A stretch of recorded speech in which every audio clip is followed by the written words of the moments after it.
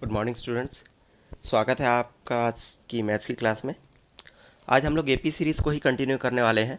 ठीक है, कोशिश करेंगे कि आज ये क्लास ख़त्म हो सके। उससे पहले आपके बोर्ड सामने में कुछ क्वेश्चंस दिखाई दे रहे होंगे आपको, है ना। ये क्वेश्चंस मैंने आपके लिए लिखे हैं। आप इन सभी को बनाने का प्रयास कीजिए। ठीक है।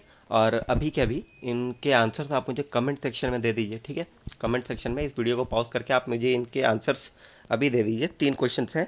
क्वेश्चन मैं पढ़ देता हूँ एक बार। समांतर श्रेणी का 10वां पद जिसका प्रथम पद तथा सार्वंतर क्रमशः 3 तथा 4 है। ठीक है, आपको बताना है इसका 10th पद। ठीक है। और वैसे ही number of terms in AP series 2, 6, 10, 130 is. ठीक है, आपको यहाँ पे बताना है कि टोटल नंबर ऑफ टर्म्स कितने हैं एपी सीरीज में।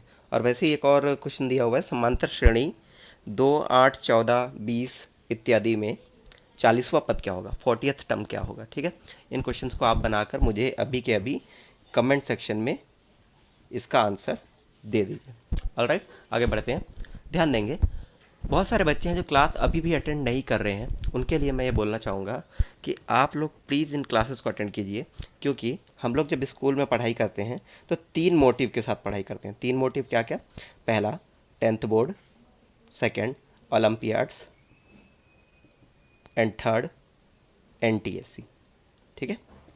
तो आपका जैसा कि अभी ऑनलाइन क्लासेस चल रहे हैं और क्लासेस की शेड्यूलिंग चालू नहीं हुई है, रेगुलर क्लासेस ऑफलाइन वाले चालू नहीं हुए हैं, तो होगा ये कि आपका क्लास लेट से चालू होने पे आप ये 10th की पढ़ाई को जैसे तैसे कवर कर लेंगे। हो सकता है 10th में आपके मार्क्स अच्छे आ भी जाएं, लेकिन आपका जो सेकंड मोटिव है ओलंपियाड्स का और थर्ड मोटिव है एनटीएससी का, ये फुलफिल नहीं हो पाएगा। ठीक है, लेकिन हमको क्या करना है, हमको इनके लिए भी पढ़ाई करनी है ना। तो जिनको ओलंपियाड्स और एनटीएससी में भी अच्छा स्कोर करना है, अच्छा परफॉर्म करना है, उनके लिए क्लासेस को रूटीन तौर पे, रेगुलर तौर पे पढ़ना ज़रूरी है। तो इसीलिए मैं आप सभी से अनुरोध करूंगा, जो लोग इस वीडियो को देख रहे हैं, कि हो सके तो इस लिंक को एक बार अपने उन फ्रेंड्स को शेयर कर दीजिए जो लोग रेगुलर क्लास अटेंड नहीं कर रहे हैं। ठीक है, एक प्रयास करके देख लीजिए। मैं भी काफ़ी प्रयास कर रहा हूँ, आप लोग भी एक प्रयास करके देख लीजिए, क्योंकि किसी का फ़ायदा हो जाए तो अच्छा है ना। ऑल राइट, क्लास की तरफ आगे बढ़ेंगे। आगे हम देखेंगे समांतर माध्य, है ना।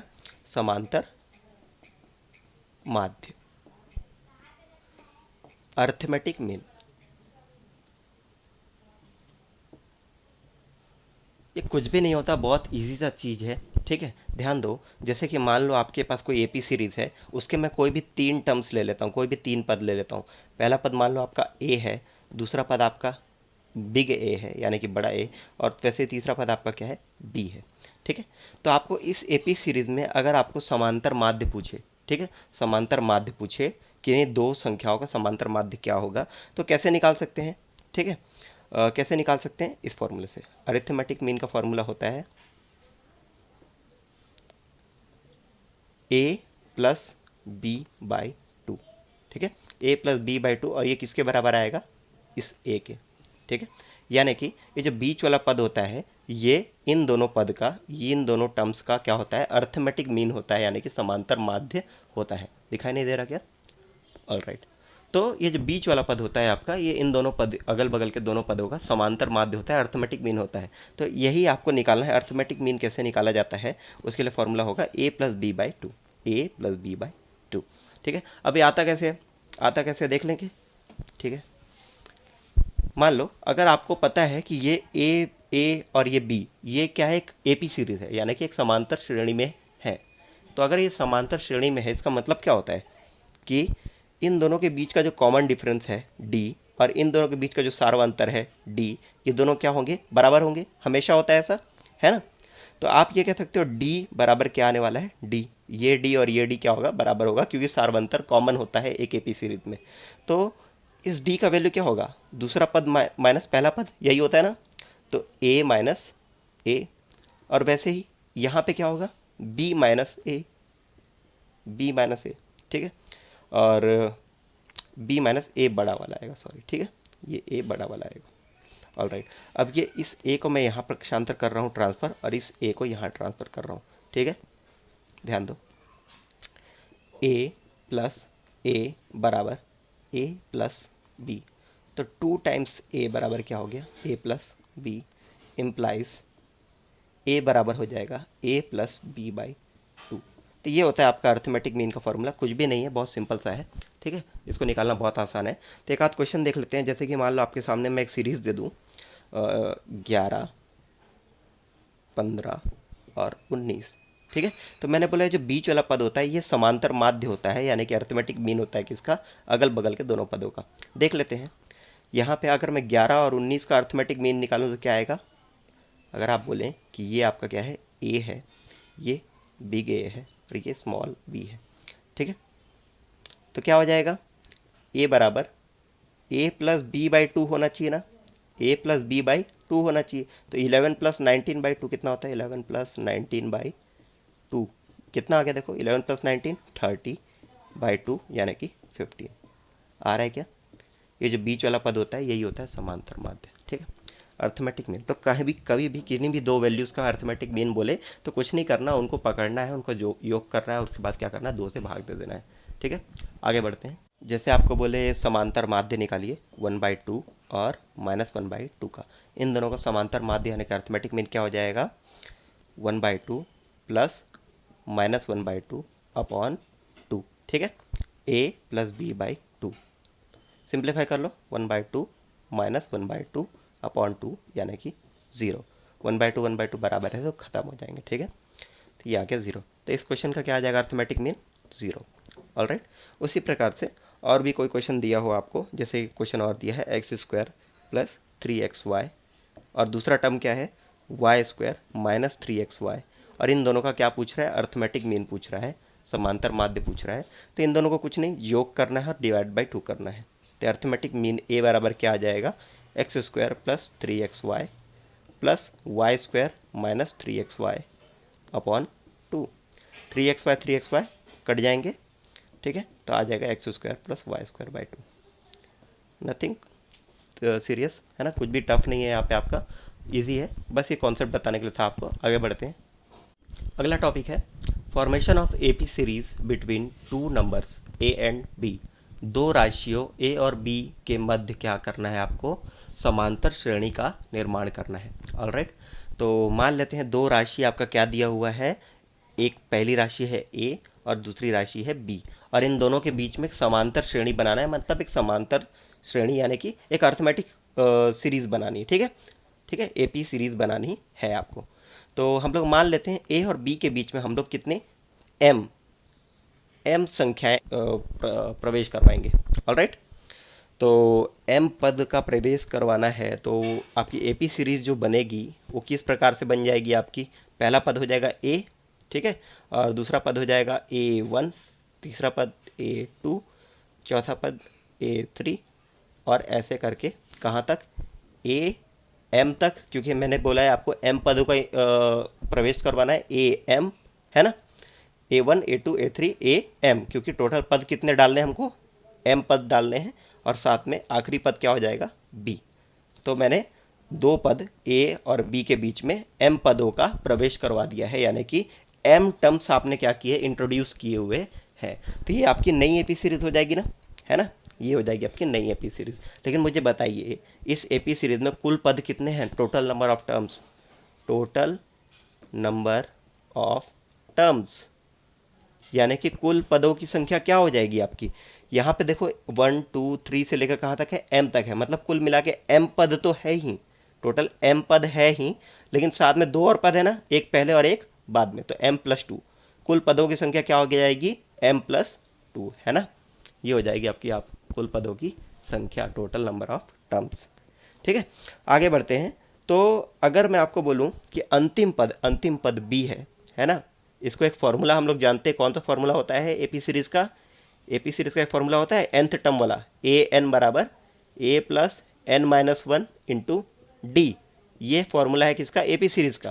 तो अगर हम इस फॉर्मूले के हिसाब से अगर अंतिम पद खोजना चाहें, अंतिम पद यानी कि लास्ट टर्म खोजना चाहें, तो ए एन के जगह मैं क्या लिख रहा हूँ, बी, यानी कि लास्ट टर्म क्या हो जाएगा, ए plus n-1 into D.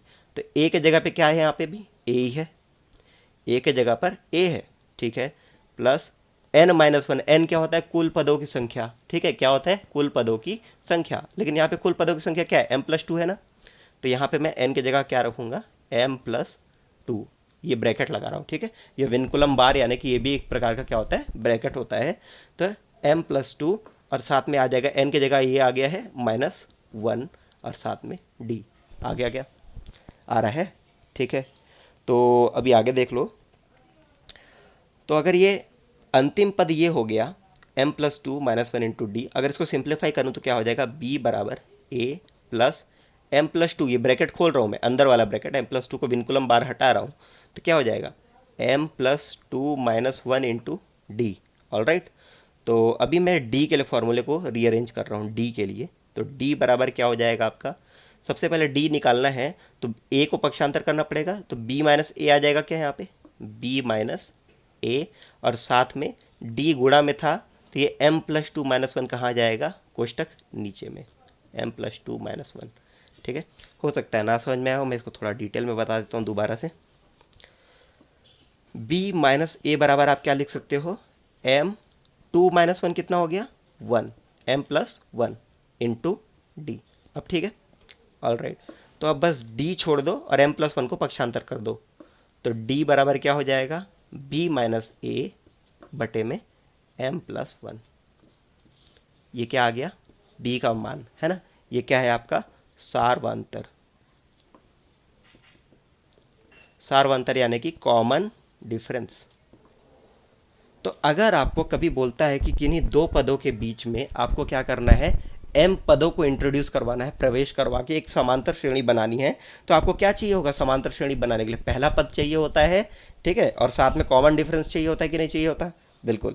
Common difference क्या आ जाएगा आपका, d आ जाएगा, कौन से फॉर्मूले से, b माइनस ए बटे में m+1। m क्या हो जाएगा, जितने पद आपको लेकर आने हैं, मान लो a और b आपको दिया हुआ है, a दिया है b दिया है, उसके बीच में मैं बोलूँ आपको कि 5 पद लेकर आइए, है ना, कितने टर्म्स लेकर आइए, 5 पद। तो यहाँ पे क्या आ जाएगा, कॉमन डिफरेंस क्या आ जाएगा, b माइनस ए, जो भी वैल्यू दिया हो b minus A divided by m+1 यानी कि 5+1। ऑल राइट, समझ रहे हैं, m+1 की जगह क्या आ जाएगा 5+1, क्योंकि m मैंने क्या बोला 5 पद लेकर आने हैं, मतलब नंबर ऑफ टर्म्स इंट्रोड्यूस कर रहे हैं हम लोग 5, ठीक है। तो आपको d यहाँ पे इस प्रकार से फाइंड आउट करना है। ऑल राइट, अभी आगे बढ़ते हैं। तो मैंने आपको पहले कुछ पढ़ाया हुआ है, ये डी को याद रखेंगे, मैंने क्या बताया अभी अभी, यहीं से आगे देखते हैं। तो अगर अब मैं आपको बोलूं कि सेकंड टर्म क्या हो जाएगा, सेकंड टर्म दूसरा पद क्या हो जाएगा, दूसरा पद क्या होता है, पहला पद a प्लस डी, यही होता है ना, दूसरा पद क्या होता है a प्लस डी। तो a प्लस डी की जगह क्या आया था अभी अभी, b माइनस ए बटे में m+1, यही आया था d का वैल्यू, आया था ना, बिल्कुल। तो ये हो गया सेकंड टर्म। वैसे ही तीसरा पद थर्ड टर्म, तीसरा पद थर्ड टर्म क्या हो जाएगा, a प्लस 2d, ध्यान रखेंगे a plus D, a plus 2d, a plus 3d, ये कहाँ से आ रहा है, पहले हम का लेक्चर मैंने आपको आज रिवाइज करने बोला है, इसीलिए बोला है ना, कि a प्लस 2d बराबर क्या हो जाएगा, a plus 2 into B minus A बटे में m+1। समझ में आ रहा है क्या, ऑल राइट। वैसे ही चौथा टर्म, फोर्थ टर्म यानी कि चौथा पद क्या हो जाएगा, a प्लस 3d, तो a plus 3 into B minus a upon में m+1। और वैसे ही अगर अब मैं आपको बोलूं कि nवा पद, nth टर्म, ठीक है, यानी कि nवा पद क्या हो जाएगा, a प्लस, देखो 4 के लिए 3 था ना, n-1 है ना, तो nवा पद क्या हो जाएगा, a plus n-1 into D, D क्या है, b माइनस ए अपॉन में m+1, ठीक है। nवा पद यानी कि nth टर्म आपका आ गया a plus n-1 into B minus a upon में m+1, ठीक है। फॉर्मूला है, इसके डीप में ज़्यादा मत जाओ, समझ में आया तो अच्छी बात है, नहीं आया कोई बात नहीं, सवाल बनाएंगे उसमें समझ में आ जाएगा, ठीक है। और बुक के साथ कंफ्यूज नहीं होंगे, ठीक है, कंफ्यूज क्या नहीं होना है। ये पहला टर्म क्या था, ए था, मैंने लिखा है सेकंड टर्म बराबर a प्लस डी आएगा, है ना, सेकंड टर्म यही है, लेकिन सेकंड टर्म यहाँ पे क्या दिख रहा है, देखो सेकंड टर्म क्या है, पहला ये है तो दूसरा ये है ना, सेकंड टर्म बराबर आ गया a1। वैसे ही थर्ड टर्म क्या है आपका, a2 है ना, a2 है थर्ड टर्म।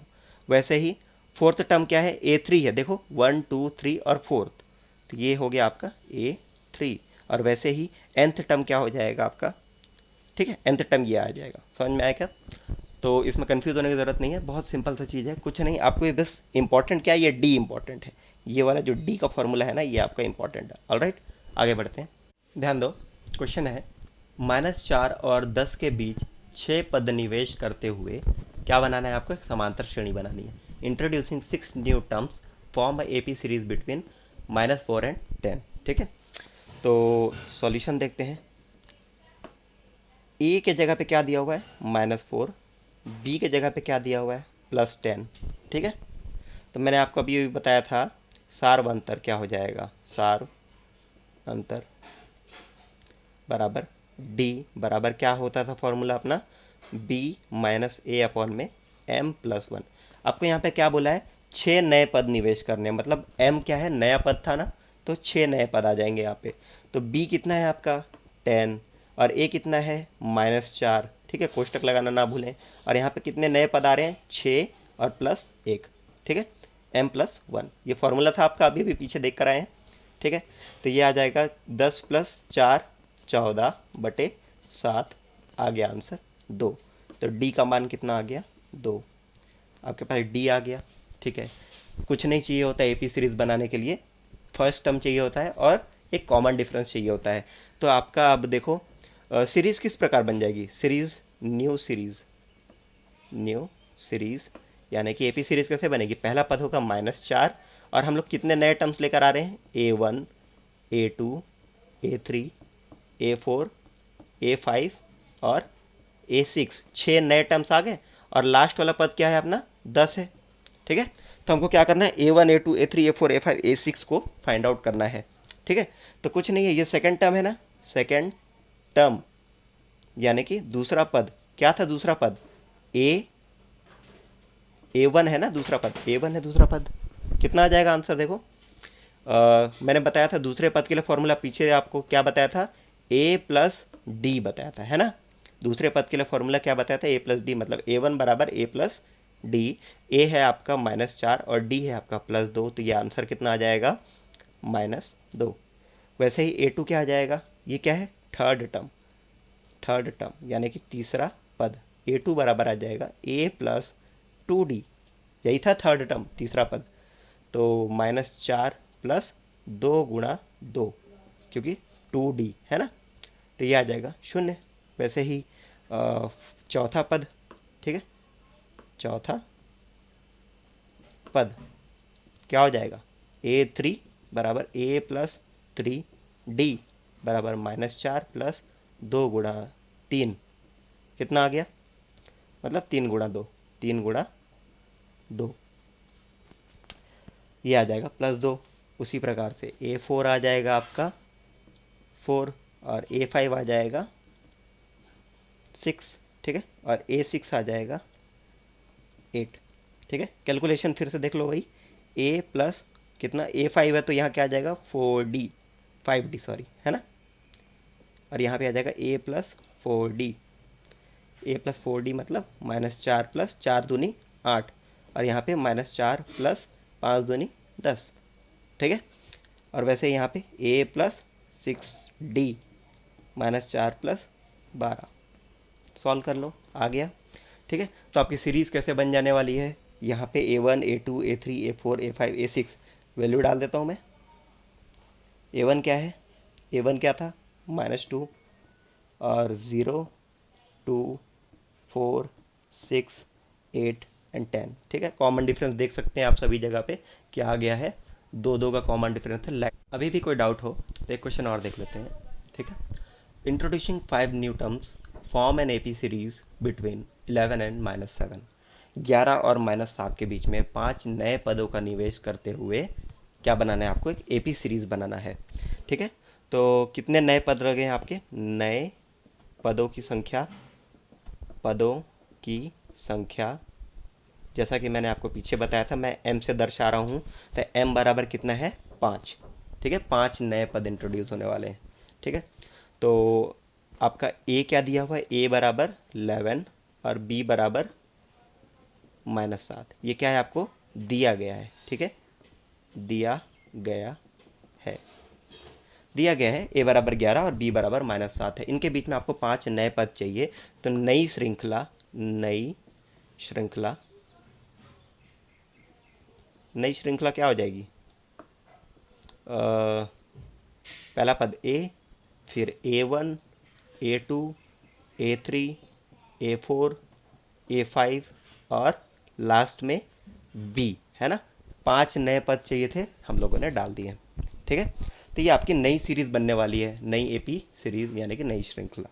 ठीक है, तो देख लो इसको सॉल्व कैसे करेंगे, थोड़ा पिछली बार से अलग सॉल्व करके देखते हैं, है ना।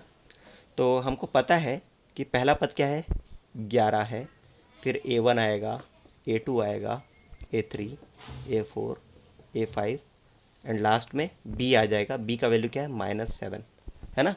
यानी कि देखो टोटल पद कितने हैं आपके पास अब, 1 2 3 4 5 6 7, है ना। m+2, है ना, 7 पद हैं। तो आपको पता है सातवां पद a7, सातवां पद क्या होता है, a+7 - 1 × d, यही होता है क्या, पढ़ते आए आप लोग, यही होता है बिल्कुल। तो सातवां पद आपको क्या दिया है, -7, और a क्या है पहला पद 11 प्लस 7 - 1 कितना हो गया 6, और साथ में आ जाएगा d, आ जाएगा क्या, बिल्कुल। तो अब यहाँ से भी d निकाल सकते हैं, d क्या आ जाएगा देखो, -7 - 11 बराबर 6d। इसको सिंप्लीफाई करने पे क्या आ जाएगा, d बराबर -7 और -11 कितना होता है, -18 /6 यानी कि -3। यहाँ आ गया आपका d का वैल्यू -3। ठीक है, एक तरीका ये भी हो जाएगा d निकालने का, है ना। इसके साथ पिछली बार एक फॉर्मूला पढ़े थे, d बराबर b - a अपॉन में क्या, m+1। तो b क्या है यहाँ पे, कुछ नहीं, -7 है, और -a की जगह पे -11 आ जाएगा। m कितने, 5 नए पद आने वाले थे +1, तो -7 - 11 कितना होता है, -18/6, यानी कि ये भी आ जाएगा -3। तो कोई भी तरीके से करो आप, है ना, मतलब एक ही है, चाहे इससे करो चाहे इससे करो। ठीक है, तो आपको यहाँ पे क्या मिल जाएगा, d। एक बार d मिल गया तो कोई दिक्कत है क्या, नहीं है कोई दिक्कत, हमको d मिल गया। मैं आगे बढ़ता हूँ सवाल में, आगे कैसे बढ़ेंगे। आपको चाहिए आप दूसरा पद, सेकंड टर्म, है ना। दूसरा पद क्या हो जाएगा, a1 है बराबर a+d। a क्या है आपका 11 और d क्या है, अभी अभी आया था, कितना आया था, -3। तो 11 में से 3 गया, कितना हो गया, प्लस माइनस माइनस हो जाएगा 8। ठीक है, आ गया। वैसे ही a2 क्या आ जाएगा, a+2d, 11 प्लस -6, 2 बार आएगा d, है ना, कितना आ जाएगा 5। और वैसे a3 बराबर कितना, a+3d, कितना 11 प्लस -9, कितना आ जाएगा ये 2। वैसे a4 a+4d यानी कि 11 + 4 × -3, यही होगा, बराबर कितना आ जाएगा, सॉल्व कर लो। 11 4 तियाँ 12, -12 मतलब कि -1 आ जाएगा। तो a4 का वैल्यू क्या आ गया, -1 आ रहा है क्या। ठीक है, वैसे a5 क्या आ जाएगा आपका, a+5d, 11 प्लस 5 3 15, तो -15 आ गया, कितना आ जाएगा सॉल्व करने पे, 11 - 15 मतलब कि -4। ऑल राइट, और लास्ट में आपका b तो दिया ही हुआ है। तो सीरीज़ क्या बन जाएगी, श्रृंखला, श्रेणी क्या बन जाएगी, देख लो। श्रेणी क्या हो जाएगी आपकी, a की जगह पे कितना है 11, a1 की जगह पे क्या है 8, 5, 2, उसके बाद क्या था -1, -4 और लास्ट में -7। देख लो, यही सीरीज़ बनेगी। तो इस प्रकार से आपको सीरीज़ का फॉर्मेशन करना है। आई होप आपको दिखाई दे रहा है, बिल्कुल दिख रहा है। ठीक है, तो सीरीज़ बना लेंगे, कोई दिक्कत होगी मुझे बताएं। ठीक है, कमेंट सेक्शन में आपके डाउट्स वगैरह भी आप टाइप कर सकते हैं, कहीं कोई प्रॉब्लम आ रही हो तो। ठीक है, आगे बढ़ते हैं। एक क्वेश्चन आप लोगों ने अभी देखा कि कोई भी दो पद a और b हैं, उनके बीच में m पद हम लेकर आ रहे हैं और क्या बना रहे हैं, श्रृंखला का निर्माण कर रहे हैं, एक सीरीज़ बना रहे हैं, है ना। तो इस टाइप के क्वेश्चन में थोड़ा सा मैं आपको एक्सप्लेन कर दूं कि हो क्या रहा है। a और b के बीच में आपने कितने पद लेकर आए, m पद लेकर आए। तो a बन गया पहला पद, दूसरा पद क्या हो गया a1, तीसरा a2, a3 and so on a m तक, है ना। आपने कितने पद लेकर आए थे, m पद लेकर आए थे, और लास्ट में क्या हो जाएगा b। अभी उस ऊपर वाले क्वेश्चन की तरफ ध्यान मत दीजिए, आपको कॉन्सेप्ट बता रहा हूँ उसको देखते हैं पहले। तो a b के बीच में अगर आप m पद लेकर आएंगे तो एक श्रृंखला बनेगी a से b के बीच में a1 a2 a3 से लेकर am तक और लास्ट टर्म b। तो यहाँ पे आप देख सकते हैं कि आपके पास total number of middle terms, यहाँ पे ध्यान दो, इन जो आपने बीच में संख्याओं का निवेश किया है, जो इंट्रोड्यूस किया है डिजिट्स को, इनको क्या बोलते हैं हम लोग, मिडिल टर्म्स कहते हैं, है ना। क्या कहते हैं, मिडिल टर्म्स, यानी कि मध्य पद, ठीक है, इन्हें कहा जाता है मध्य पद यानी कि मिडिल टर्म्स। तो total number of middle terms कितने हैं अपने पास, m है। और मुझे ये बता दो टोटल नंबर ऑफ टर्म्स पूरी श्रृंखला में, पूरे सीरीज में कुल कितने पद होंगे, यहाँ m तक तो पद है ही है, मध्य पद, लेकिन साथ में 2 और पद है ना, दाएं और बाएं तरफ एक एक पद और है। तो यहाँ पे टोटल टर्म्स कितने हो जाएंगे, m तो आपके पास थे ही +2, ये क्या हो जाएगा टोटल नंबर ऑफ टर्म्स। लेकिन आप जानते हो एक सीरीज में टोटल नंबर ऑफ टर्म्स कितने होते हैं, n होते हैं, यही पढ़ते हैं हम लोग, a n बराबर a + n - 1 इंटू डी। वहाँ पे n जो था आपका वो यही वाला था, क्या टोटल नंबर ऑफ टर्म्स को ही n कहा जाता है, ठीक है। तो टोटल नंबर ऑफ टर्म्स बराबर n बराबर m + 2 होगा। क्यों होगा, क्योंकि m number of middle terms है और साथ में 2 और टर्म है, इसलिए क्या हो गया m + 2 total number of terms हो गए। समझ में आ रहा है क्या, ये कॉन्सेप्ट ध्यान में रखेंगे कि मिडिल टर्म क्या होता है, इनको बोलते हैं, ठीक है। टोटल नंबर ऑफ टर्म्स क्या होता है, n होता है, और n को क्या बोल सकते हैं, मिडिल टर्म प्लस टू मोर टर्म्स। ओके, आगे ध्यान देंगे। मुझे बताइए अगर मैं आपको पूछूं कि फोर्थ मिडिल टर्म कौन सा है, आप बता पाओगे क्या, फोर्थ मिडिल टर्म कौन सा है। Middle terms a1 a2 a3 a4 इत्यादि है, तो फोर्थ मिडिल टर्म क्या होगा, a1 a2 a3 और फिर क्या आएगा a4, वही होगा a4 आपका क्या होगा, फोर्थ मिडिल टर्म होगा, है ना। लेकिन अगर मैं आपको पूछूं कि फोर्थ टर्म कौन सा है, फोर्थ टर्म इस सीरीज का फोर्थ टर्म कौन सा है, तो यहाँ पे क्या हो जाएगा, a पहला टर्म होगा, a1 दूसरा टर्म होगा, a2 तीसरा टर्म और a3 चौथा टर्म हो जाएगा, है ना। तो फोर्थ टर्म क्या कहलाएगा, a3। ध्यान दो, यही डिफरेंस मैं आपको बताना चाह रहा था कि जो तीसरा टर्म है ना, जो फोर्थ टर्म है वो क्या है, a3 है, लेकिन जो फोर्थ मिडिल टर्म है वो कौन सा होगा, a4 होगा, ठीक है। तो कभी भी गलती नहीं करेंगे मध्य पद समझने में और पद समझने में। अगर कभी भी पद बोलता है तो आपको पहले से गिनना है, और अगर मध्य पद बोलता है तो पहला वाला छोड़ देंगे, उसके बाद गिनना चालू करेंगे, समझ रहे हैं, ठीक है। आगे बढ़ते हैं। तो आपका फोर्थ मिडिल टर्म क्या हो जाएगा, a4, और वैसे ही फोर्थ टर्म कौन सा हो जाएगा, a3, ठीक है। ये हो गया आपका कॉन्सेप्ट, ये आपको मैं समझाना चाह रहा था। और थोड़ी देर पहले आपको मैं एक चीज़ बताया था, a1 बराबर हम लोगों ने क्या लिखा था, a + d, है ना। वैसे ही a2 क्या लिखा था, a + 2d, और a3 क्या लिखा था, a + 3d, something like this. और इसी को अगर फुल फॉर्म में लिखूँ तो a + 3 इंटू डी का वैल्यू क्या आया था, b - a बटे में m + 1, यही पढ़े थे क्या, थोड़ी देर पहले पढ़े थे, अभी है ना। ये d आ गया था b - a अपॉन में m + 1, और यहाँ आ गया a + 3d, ठीक है। तो ये क्या चीज़ है आपका, ये मिडिल टर्म्स का फॉर्मूला है। मिडिल टर्म्स, पहला मिडिल टर्म क्या होगा, a + d, दूसरा मिडिल टर्म क्या होगा, a + 2d। जबकि अगर आपको मैं सिर्फ टर्म का फॉर्मूला पूछूं, है ना, सिर्फ पदों का फॉर्मूला पूछूं, तो मान लो अगर मैं आपको बोलूं a4 चौथे पद का फॉर्मूला बताइए, तो आप क्या लिखोगे, a + 4 - 1 इंटू डी, यानी कि क्या आ गया, a + 3d आ गया क्या, a4 बराबर a + 3d आता है, ये होता है फोर्थ टर्म का फॉर्मूला। और वैसे ही अगर आपको मैं बोलूँ फोर्थ टर्म, यहाँ पे फोर्थ मिडिल टर्म का फॉर्मूला क्या होगा, a4 बराबर a + 4d होगा। ध्यान देंगे, a4 बराबर a + 4d, और a4 यहाँ छोटा a4 बराबर a + 3d होगा, ठीक है। तो फोर्थ टर्म अलग चीज़ होता है, फोर्थ मिडिल टर्म अलग चीज़ होता है। मिडिल टर्म का फॉर्मूला क्या आता है, a + 4d डायरेक्टली आता है, और फोर्थ टर्म का फॉर्मूला क्या आएगा, a + 3d आएगा। ये कैसे आएगा, ये पीछे मैंने आपको पढ़ाया था, ठीक है। तो कन्फ्यूज़न नहीं क्रिएट करना, ठीक है, कन्फ्यूज़ नहीं होना चीज़ों में। आगे बढ़ते हैं, क्वेश्चन पढ़ के देखते हैं क्या लिखा हुआ है। 7 और 49 के बीच में m पद हैं, यदि पाँचवें और m-1वें पद का अनुपात 5:4 है, तो m का मान ज्ञात कीजिए, ठीक है। और वैसे ही इंग्लिश में लिखा हुआ है, m terms lies between 7 and 49 in an AP. If the ratio of fifth term and m-1th term is 5:4, then find the value of n. ध्यान देंगे, इस क्वेश्चन में मैंने थोड़े चेंजेस किए हैं। आपके बुक में क्या लिखा हुआ है, आप n मिडिल टर्म्स का इस्तेमाल कर रहे हैं, उसमें क्या लिखा हुआ है, n, और मैंने क्या दिया है आपको, m दिया है। क्यों दिया है m? क्योंकि मैं m के लिए मिडिल टर्म्स आपको पढ़ाया हुआ हूँ और n के लिए टोटल नंबर ऑफ टर्म्स पढ़ाया हूँ। तो अगर मैं मिडिल टर्म्स को भी n बोलना चालू कर दूंगा जैसा कि आपके बुक में बोल रहा है, तो उसमें क्या होता है, कन्फ्यूज़न होता है, समझ रहे हो। मिडिल टर्म्स को मैं m से दर्शा रहा हूँ और रेगुलर टर्म्स को क्या से दर्शा रहा हूँ, n से दर्शा रहा हूँ, ठीक है। तो ध्यान देंगे, जैसा कि बुक में लिखा है उसमें कन्फ्यूज़न क्रिएट हो रहा है, आपको पढ़ने में बहुत ज़्यादा दिक्कत जाएगी। तो जब भी आप पदों को इंट्रोड्यूस कर रहे हैं तो उसको m नाम से दर्शाइए, और रेगुलर टर्म्स को क्या बोलेंगे आप, n बोलेंगे। समझ में आया क्या? रेगुलर मतलब जो नियमित तौर पे आप पद पढ़ रहे हैं उसको n दर्शाइए, और जो मध्य पद पढ़ रहे हैं उसको m दर्शाइए, ठीक है।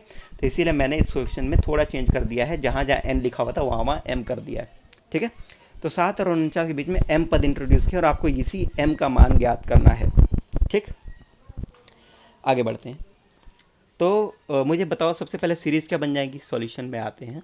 सीरीज़ क्या बनेगी, पहला पद हो जाएगा a, फिर दूसरा पद a1 a2 a3, कहाँ तक जाएगा ये, a m तक जाएगा। क्यों, m पद है ना, टोटल m पद है, मतलब a m तक जाएगा। और साथ में लास्ट में क्या आ जाएगा आपका 49। 49 क्या है आपका आखिरी पद है या नहीं है, बिल्कुल, ठीक है। तो अभी यहाँ पे m मिडिल टर्म्स हो गया, फर्स्ट टर्म a और लास्ट टर्म 49, इसको b लिख देता हूँ, सॉरी 49 b एक ही मतलब है।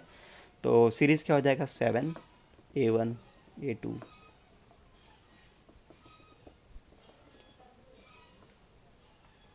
ठीक, ये अपनी सीरीज़ हो गई, ठीक है। अभी आपको क्या करना है, नंबर ऑफ टर्म्स है ना, टोटल नंबर ऑफ टर्म्स कितने होंगे वो देख लो। कुल पदों की संख्या, कुल पदों की संख्या, यहाँ पे कुल पद कितने होंगे, इस पूरी सीरीज में कुल पद कितने होंगे, n पद होंगे। हम लोग हमेशा पढ़ते हैं n पद होते हैं सीरीज में, तो n, लेकिन ये n किसके बराबर होगा, m मिडिल टर्म्स प्लस ये और प्लस ये, है ना। मतलब यहाँ पे दो पद बगल में और बीच में m पद हैं, तो m middle terms plus 2 term बराबर कितना हो जाएगा, n हो जाएगा, या नहीं हो जाएगा। मतलब m मध्य पदों को और साथ में दो और पद ले लेंगे तो आपके टोटल n पद आ जाएंगे, ठीक है। ये हो गया आपका n बराबर m प्लस 2 होता है, ठीक है। ऑलराइट, आगे बढ़ते हैं। तो अब आपको दिया गया है, क्या दिया गया है, कह रहा है कि पांचवें पद है ना, पांचवें पद यानी कि फिफ्थ टर्म, पांचवा पद, और कौन सा पद, m-1वां पद, m-1वां पद जो है, इन दोनों का अनुपात कितना होगा बोल रहा है, 5:4 होगा, ठीक है। m-1वां पद का और पांचवें पद का अनुपात 5:4 दिया हुआ है, ठीक है। ऑल राइट, तो पांचवा पद क्या होता है, आपके सीरीज का पांचवा पद मतलब उस सीरीज का चौथा मध्य पद, यही होता है क्या। पांचवा पद क्या होगा, 1 2 3 4 5, है ना। ये पांचवा पद यहाँ पे जो आने वाला है, मतलब A4 जो आने वाला है, वो इस सीरीज का चौथा मध्य पद है क्या, बिल्कुल है। तो यहाँ पे आप क्या लिख सकते हो, पांचवें पद को फोर्थ मिडिल टर्म, है ना, फोर्थ मिडिल टर्म यानी कि मध्य पद। तो चौथा मध्य पद लिख लो, चाहे पांचवा पद लिख लो, एक ही मतलब होता है। और बटे में क्या आ जाएगा, m-1वां पद, ठीक है। और इन दोनों का अनुपात क्या है, 5:4 है, ठीक है। अभी तक कुछ भी नहीं किया, उसी को बस दूसरे रूप से लिखा हुआ है, ठीक है। तो फोर्थ मिडिल टर्म का फॉर्मूला क्या हो जाएगा, अभी अभी आपको थोड़ी देर पहले, काफ़ी देर से हम लोग क्वेश्चन बना रहे हैं, उसमें क्या लिखा हुआ है, मध्य पद के लिए फॉर्मूला क्या होता है, जैसे फोर्थ मध्य पद है A4, चौथा मध्य पद क्या हो जाएगा A4, और वैसे ही m-1वां पद क्या लिख सकते हो आप, a plus n-1 into D, यही होता है फॉर्मूला। लेकिन n के जगह पर क्या आएगा, m-1, है ना। कौन से पद की बात हो रही है, m-1वें पद की बात हो रही है, तो n की जगह मैंने क्या लिख दिया, m-1 लिख दिया, और यहाँ ऊपर में ब्रैकेट लगाया है। कौन सा ब्रैकेट है ये, विनकुलम बार है ना, विनकुलम ब्रैकेट है, ठीक है। तो A4 अपॉन में a plus m-1 into D, ये हो गया आपका mवां पद के लिए, ठीक है, बराबर 5/4। ध्यान दो, A4 को आप क्या लिख सकते हो, दिख रहा है क्या, बिल्कुल एक लाइन और आ सकती है। A4 बराबर क्या होगा, a प्लस 4d, यही होता है फॉर्मूला, है ना, यही होता है फॉर्मूला, a प्लस 4d। और या आप उससे भी लिखते, अगर यहाँ पे फिफ्थ टर्म के अनुसार जाते, A plus N minus one into D, मतलब A plus five minus one into D कितना हो जाता है, ए प्लस फोर डी हो जाता है। तो वही आना है आपको, ठीक है। और बटे में क्या हो जाएगा, ए प्लस एम माइनस वन, और यहाँ माइनस वन, मतलब ये कितना हो गया, एम माइनस टू, और साथ में डी बराबर 5/4, ठीक है। A plus four D upon में A plus M minus two into D बराबर 5/4। आगे बढ़ते हैं, तो अब ट्रांसफ़र करेंगे, ठीक है। पक्षांतर कर लेते हैं, दिखाई दे रहा है, ठीक है। पक्षांतर कर लेते हैं, 4 ऊपर चला जाएगा और A plus M minus two into D उस तरफ चला जाएगा। तो क्या हो जाएगा, ये 4 इंटू ए प्लस फोर डी और बराबर 5 into A plus M minus to और साथ में डी, ठीक है। या मैं कोष्टक बड़ा लगा देता हूँ, ठीक है। इसको सॉल्व कर लो, 4a प्लस 16d बराबर 5a plus 5d into m minus two, ठीक है। वही चीज़ है, 5 into d into m minus two, ठीक है। दिखाई दे रहा है, ठीक है। तो 5a है, इधर 4a है, a की वैल्यू डाल सकते हैं क्या, हाँ। तो a की वैल्यू क्या हो जाएगी, 4 इंटू 7 प्लस 16d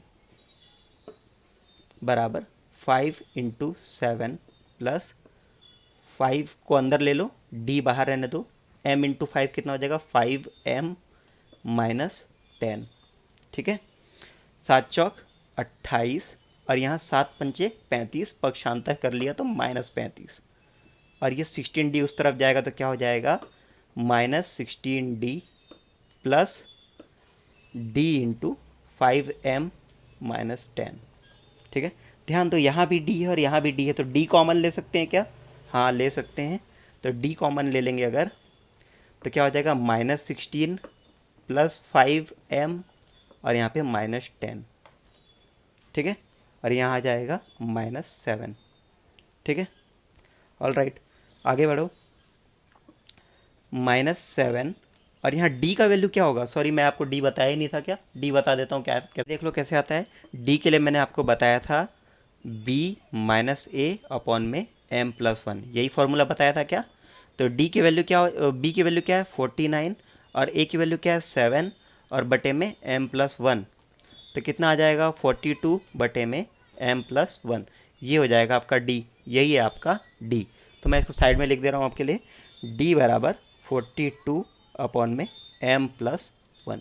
ये कैसे आता है, बहुत सिंपल सा है, ठीक है।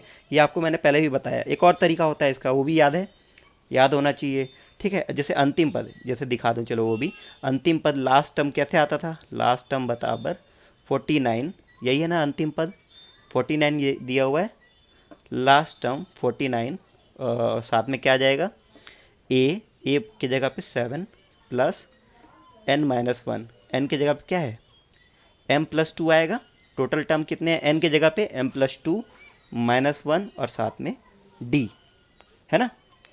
तो यहाँ देख लो, ये घट जाएगा तो 42 बराबर m प्लस 2 माइनस 1 मतलब m प्लस 1 और साथ में d। तो यहाँ से भी d आपको क्या मिल जाएगा, 42 अपॉन में m प्लस 1, ठीक है। इन चीज़ों को शॉर्ट में इसीलिए बता रहा हूँ क्योंकि मैं आपको ये पहले बता चुका हूँ, है ना, 2 सवाल 3 सवाल हम लोग इसके ऊपर बना चुके हैं। आगे बढ़ते हैं, तो d की वैल्यू क्या है 42 अपॉन में m प्लस 1, तो रख दो -7 बराबर 42 अपॉन में m प्लस 1 और साथ में -16 और यहाँ पे -10, मतलब कितना हो जाएगा -26 और प्लस 5m, ठीक है। -16 -10 मतलब -26, सिंप्लीफाई करो, इधर ट्रांसफ़र करो, -7 इंटू m मतलब कितना -7m और इस -7 इंटू 1 मतलब -7 बराबर 42 इंटू 26, इसको सॉल्व करोगे आ जाएगा 1092, ठीक है। 1092 किस में आएगा, माइनस में, और साथ में आ जाएगा 42 इंटू 5 मतलब 210m, ठीक है। और सिंप्लीफाई करो, m है, यहाँ पे भी m है, तो m वाले एक तरफ ले जाओ और न्यूमरिक वाले इधर ले आओ, तो 1092 प्लस -7, ठीक है, 7 बराबर 210 m प्लस 7m। तो यहाँ 210 प्लस 7m मतलब 217m है ना, इम्प्लाइज 217m बराबर 1092 माइनस 7 कितना होता है, 1085। तो दिखाई दे रहा है क्या, नहीं आगे नहीं दिखेगा। तो m बराबर आप क्या लिख सकते हो, 1085 डिवाइडेड बाई 217, ठीक है, डिवाइड बाई 217, नहीं दिखाई दे रहा होगा, 217, ठीक है। तो आगे इसी को यहीं सॉल्व कर देते हैं। m बराबर 1085 बाई 217, 1085 डिवाइड बाई 217। तो इसको सिंप्लीफाई करोगे तो कितने आ जाएगा, 7 तियाँ 21, 7 एकम 7, 7 एकम 7, 7 पंचे 35 और 7 में पंचे 35, तो 155/31 और सिंप्लीफाई करो, ये कितने बार में चल जाएगा, 3 पंचे 55, ठीक है। तो m का वैल्यू क्या आ जाएगा, 5 है ना। यहाँ से m को सॉल्व करने के बाद क्या आ जा रहा है आपका, m बराबर 5, ठीक है। तो आपको क्या मिल गया, m बराबर 5 मिल गया। अगर m बराबर 5 मिल गया तो यहाँ रख के देखो, 42 अपॉन में 5 + 1 6, मतलब कितना हो जाता है, 6 7 42। तो कॉमन डिफरेंस d बराबर कितना आएगा, 7, और m बराबर कितना आएगा, 5। हालांकि हमको सिर्फ यही फाइंड आउट करना है, ठीक है, m की वैल्यू फाइंड आउट करनी है। m का वैल्यू मिल गया, मतलब आप इसके बीच में कितने पद लेकर आ रहे हो, m पद लेकर आ रहे हो। m पद कितने हैं, 5 पद होते हैं, और प्रत्येक का कॉमन डिफरेंस कितना है, 7 है, ठीक है। तो ये आपका सॉल्यूशन आ चुका है, आपको यही फाइंड आउट करना था, m है ना, m मिल गया। फिर भी मैं आपको थोड़ा कंक्लूड करके बता देता हूँ। जो हमारी सीरीज बनी थी, ठीक है, पहला पद क्या था, 7, फिर a1 a2 a3 a4 और a5 आ जाएगा, क्योंकि आपने टोटल 5 पद लेकर आए, और लास्ट में क्या था आपका 49, इतना ही था क्या, ठीक है। तो इसको सॉल्व करके देख लो। अब पहला कॉमन डिफरेंस कितना है, d 7 है, तो 7 और 7 दूनी 14, और फिर और 7 जोड़ोगे तो कितना आ जाएगा, 21, फिर 7 28, फिर 7 35, और फिर 7 42 49। और आपको क्या बोला, पाँचवा पद है ना, 1 2 3 4 5, पाँचवा पद क्या है, 35, पाँचवें पद का और m-1वें पद का, m-1वें पद का अनुपात। m-1वां पद मतलब क्या होता है, 5 - 1 चौथा, है ना, 5 - 1 क्या होता है, 4, तो 1 2 3 4, कितना आ रहा है, 28। काटो, 7 पंचे 35, 7 चौक 28, आ गया क्या, यही है अनुपात, यही निकालना था, ठीक है। ओके, तो आई होप आपको समझ में आ गया होगा। इसी टाइप का ये क्वेश्चन और है, इसको भी देख लो। लिखा हुआ है 2 और 41 के बीच n पद हैं, ठीक है, ध्यान देंगे, इसको मैं फिर से m कर दूंगा। इसके बीच में कितने पद हैं, n पद हैं। 2 और 41 के बीच के चौथे व n-1वें पद का अनुपात कितना है, 2:5 है। तो n का मान बताइए, आपको क्या बताना है, n का मान। ध्यान दो, इस क्वेश्चन को ध्यान से पढ़ लो सभी लोग, क्योंकि यहाँ पे क्या दिया हुआ है, 2 और 41 के बीच के जो पद है ना, समझ रहे हो, 2 और 41 के बीच के पद, मतलब ये किसकी बात कर रहा है, मिडिल टर्म्स, यानी कि मध्य पदों की बात कर रहा है। 2 और 41 के बीच के पदों के बीच के चौथे व n-1वें पद, मतलब कौन सा पद बोल रहा है ये, चौथा पद किसका, बीच के पदों का, ठीक है। तो मिडिल टर्म का चौथा पद बोल रहा है, मतलब फोर्थ मिडिल टर्म बोल रहा है, ठीक है। तो ध्यान देंगे, इस सवाल को बनाते समय कंफ्यूज नहीं होना है, आपको सॉल्व करके बता देता हूँ, ध्यान दो। तो आपको दिया गया है,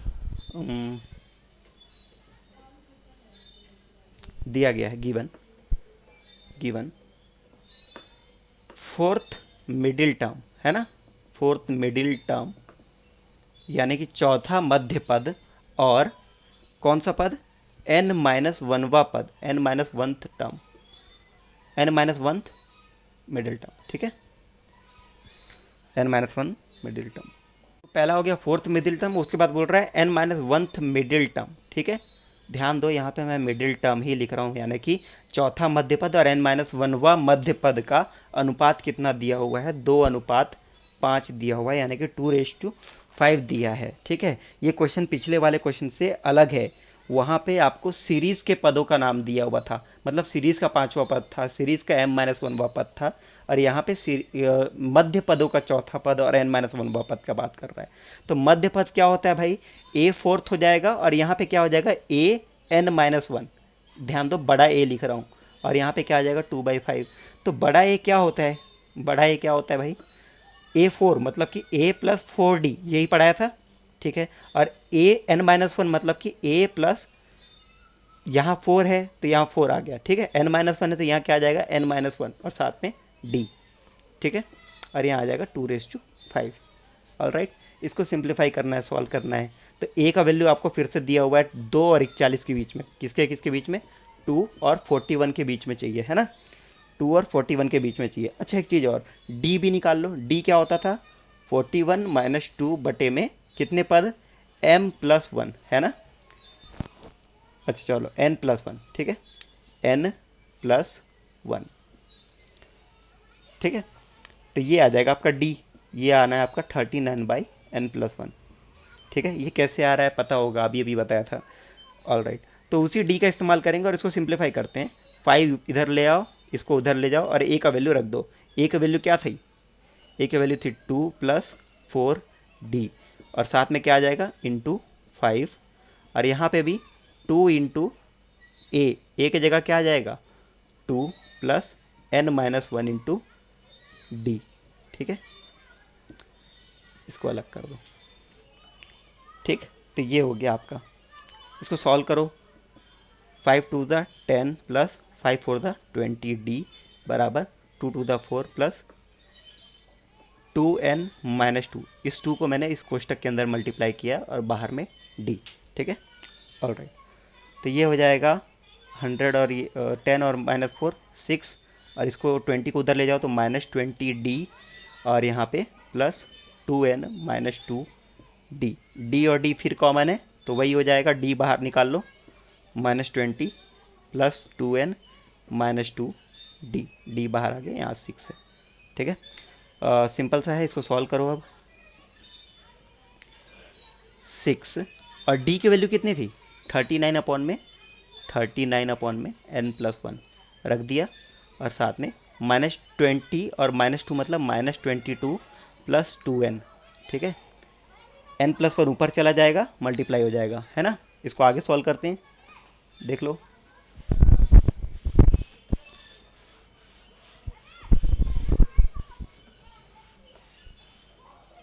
इसको आगे सॉल्व कर रहे हैं तो 6 इंटू n+1 और बराबर 39 इंटू 2n-22, ठीक है। 39 इंटू 2n-22 यहीं से लिया हुआ है आगे, है ना। सॉल्व करो इसको, और कितना आता है 6n + 6 बराबर 39 इंटू 2 कितना हो जाएगा 78n, और यहाँ पे माइनस 22 चौक 88 880 -22 कितना हो जाएगा 858 सॉरी, ठीक है 858। सिंप्लीफाई करो और सॉल्व करो। 78n, 6n उस तरफ चला जाएगा तो ये हो जाएगा 72n बराबर, ये इस तरफ आ गया, ये हो जाएगा 864, n बराबर 864/72। काटने पे क्या मिलेगा 8 9 72 आ रहा है, ठीक है। और 8 1 8 8 0 8, ठीक है। 9 1 9 और 9 2 18, n का मान आ गया 12, ठीक। तो आप वहाँ पे कितने पद लेकर आने वाले हैं 12 पद, ठीक है। टोटल नंबर ऑफ टर्म्स कितने इंट्रोड्यूस होंगे 12, ठीक है। तो ध्यान देंगे कौन सा पद की बात कर रहा है। अगर वो मिडिल टर्म्स की बात कर रहा है तो मिडिल टर्म्स का अनुपात लेना है, अगर वो श्रृंखला के पदों की बात कर रहा है तो श्रृंखला के पदों का अनुपात लेना है, ठीक है। सीरीज़ के 5th टर्म और सीरीज़ के कौन सा टर्म, सीरीज़ के n-1 टर्म का रेशियो लेने बोला था क्वेश्चन नंबर 8 में, और वैसे इस एग्जांपल में क्या बोला था सीरीज़ के मतलब मध्य पद के 4थे टर्म और मध्य पद के n-1 टर्म का, ठीक है। तो इन डिफरेंस को ध्यान में रखेंगे, ठीक है, बनाते समय। All right, thank you.